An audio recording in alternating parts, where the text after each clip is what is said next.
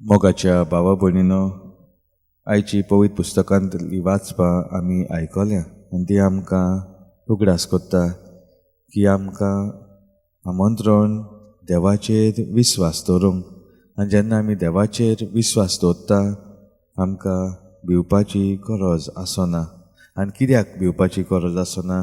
कित्याक जावं आमचेर कसले कोश्ट येवं ओ जावं खुशालकायेची खबर जावं, देव आमचे बरोबर आसा. आनी देव आमचे बरोबर आसा जाल्यार जे कसले त्रास, कोश्ट, दूख आमचेर येता ताचो फुडो करूंक देव आमकां आदार दिता वो तो आमचे सांगाता चलता.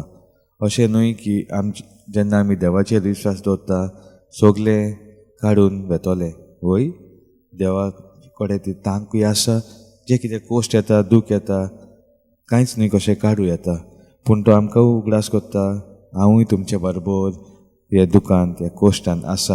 आनी जेन्ना जेन्ना आमी ताचे आसने आमच्या जिवितांत भोगता आनी पळयता आनी वळखोन घेता, आमकां मागीर ती शक्ती आनी घोटाय मेळटा फुडलें पावल मारूंक आमचे जिविताचे कोश्टान आनी त्रासान. ताच्या लागून जेन्ना जेजू उदकांत चलोन शिशाशी लागीं येता ते भियेतात. तांकां दिसता एक भूत आयला म्हणून, कित्याक ते जेजूचे चडशे जे अपोस्तल आसले ते हारवी नुस्तेकार, तो ते जाणा आसले खुंयचोर उदक कितलें खोल आसा, कोणें चलून येवं येता दर्या काय ना. आनी ताच्या लागून ते भिले, कित्याक आनी कोणूच अशें करूंक जायना. पूण इल्लो इल्लो तेंचो विश्वास जेजूचेर वाडूंक लागलो. हो अनुभव तांकां घोट कोत्ता की जेन्ना जेन्ना जेजू म्हजे बरोबर आसा, आमचे बरोबर आसा, तो आमकां सांबाळटलो, तो आमकां राखतलो, तो आमकां पळयतलो. तर मागुया मिसा बलिदानान.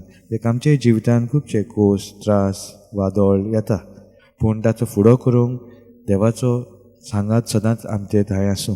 आनी ताच्या सांगाता वरवीं हो फुडो करता आसतना ताकाच आमी वेंग मारून ताच्याच मोगान आमी फुडो करूंक आनी जें कितें